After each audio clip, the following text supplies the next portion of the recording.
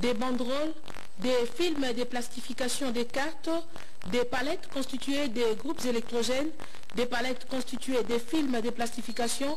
Au total, près de 9 tonnes et demie et 84 cartons de lubrifiants x 12 kilos ont été expédiés sur Guadolité.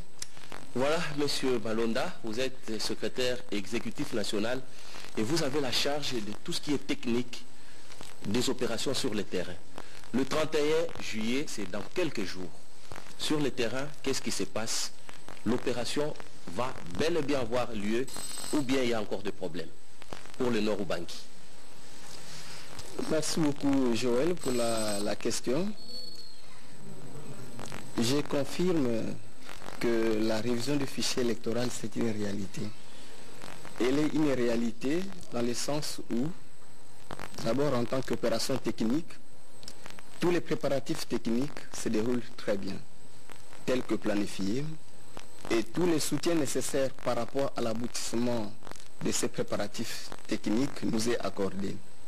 Le 31, le dimanche 31, la CENI procède au lancement de l'opération de révision du fichier électoral dans la province de Nord-Ubangi, précisément dans la ville de Guadolité. 30 centres d'inscription, nous entendons par centre d'inscription. Là, c'est seulement pour Guadolité ou bien pour toute la province? Le lancement s'est fait à Guadolité. Oui. C'est le lancement officiel, mais c'est toute la province qui est concernée par cette étape pilote. Il faut insister ici qu'il s'agit d'une étape pilote. C'est l'étape pilote de la révision du fichier électoral. Le dimanche 31 juillet, 30 centres d'inscription vont être ouverts dans la ville de Guadolité et vont bénéficier de la visite et de l'observation adéquate pour s'assurer du bon déroulement de l'opération. Évidemment, là ce n'est qu'un début.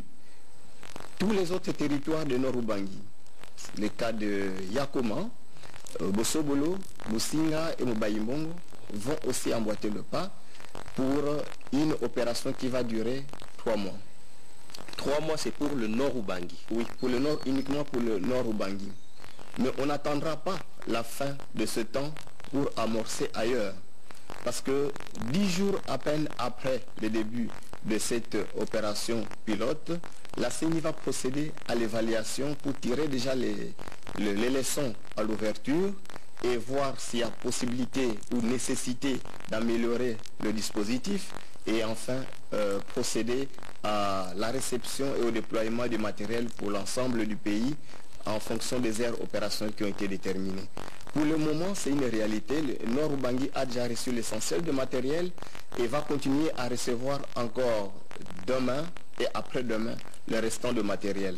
Vous avez vu, vous avez appris que le kit d'enrôlement sont aussi arrivés. Les 500 kits d'enrôlement devront servir à l'enrôlement dans l'ensemble de la province.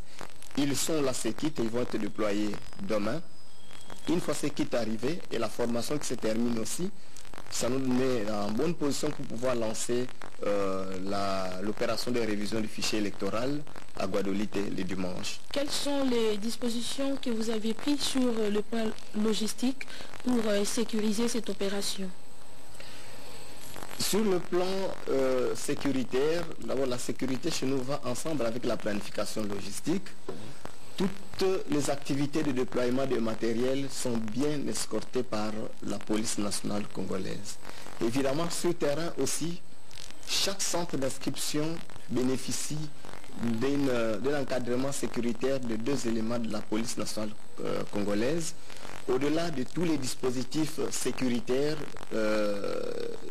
qu'il est difficile de détailler ici, il s'agit d'un dispositif sécuritaire, il ne faut pas venir le dévoiler ici, mais au moins chaque centre d'inscription est encadré par 2 agents de la police nationale congolaise. Ces agents sécurisent le déploiement du matériel, le déploiement du personnel et l'ensemble des opérations au sein du centre d'inscription. Il y a bien d'autres éléments de sécurité qui agissent dans l'ombre ou à travers la supervision que la PNC fait. Mais l'opération est suffisamment accompagnée par la police nationale congolaise. Oui, et justement par rapport à l'accessibilité, le Congo est grand, il y a des endroits où les routes sont impraticables. D'abord, est-ce que toute la population du Nord Ubangi, dans les villages, dans les lieux les plus reculés, est-ce que la population est réellement informée, là où il n'y a pas de radio, il n'y a pas de télévision, qu'il faut se rendre dans les centres qui se trouvent à tel endroit, à telle distance, pour se faire enrôler? C'est un problème aussi. Ce que nous faisons, j'espère que ça contribue à cette sensibilisation. Je ne doute pas que la RTNC est suivie. Très bien. Très bien suivie aussi au Nord Ubangi. Mais au-delà de ces dispositifs de la communication par les médias, nous avons un dispositif de sensibilisation de masse sur terrain. Vous avez appris que la CENI a procédé récemment au recrutement du personnel. Parmi les agents recrutés, il y a eu les agents relais de sensibilisation, il y a eu des agents messagers. Les agents relais de sensibilisation, ce sont des coordonnateurs de l'activité de sensibilisation au niveau de chaque secteur et au niveau de chaque chefferie. C'est eux qui planifient le travail de sensibilisation au niveau de ces entités décentralisées. Mais ceux qui sont sur le terrain, qui passent village par village pour mobiliser, pour sensibiliser, pour expliquer, ceux-là nous les appelons les agents messagers. Et ils sont un peu plus nombreux. Et pour Nord Ubangi, ces agents ont été bel et bien recrutés pour chaque territoire. Et ces agents sont parmi les agents qui sont en train de suivre la formation maintenant. Non pas pour aller travailler dans un centre d'inscription, mais pour avoir la matière et être à même de répondre aux questions de la population et transmettre le bon message de sensibilisation de la population. Et justement, nous allons suivre le vice-président Norbert Basengezi qui s'était rendu à Gbadolité dans le Nord Ubangi pour voir comment se déroule la formation des agents qui ont été recrutés. Voilà, au nom du président de la Commission électorale nationale indépendante, M. Corneille Nangaa, et au nom de tous les 13 membres de la PETAVEC, nous, M. Tangwele, nous vous saluons au nom de la CENI. Merci de accueillir ces salutations à notre manière. Nous voudrions dire que notre mission ici,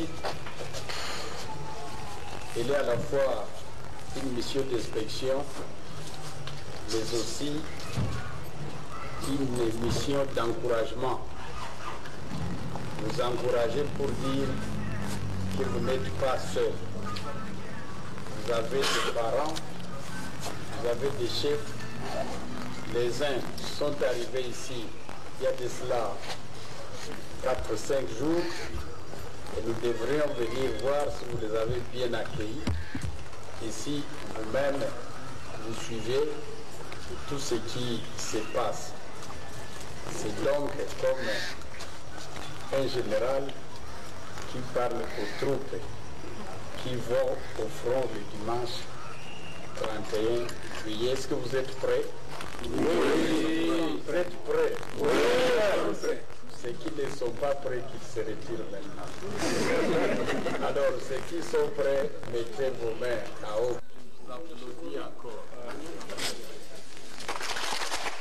Voilà, nous revenons à vous, monsieur le secrétaire exécutif national, toujours dans le cadre du déploiement des kits, parce que vous dites que jusqu'à présent, il y a des kits, il y en a qui reviendront demain et après-demain. Mais pour Gbadolité, c'est sûr que tous les kits sont déjà installés. Effectivement, pour le 31. Effectivement, pour Gbadolité, tous les kits sont là, maintenant que nous parlons.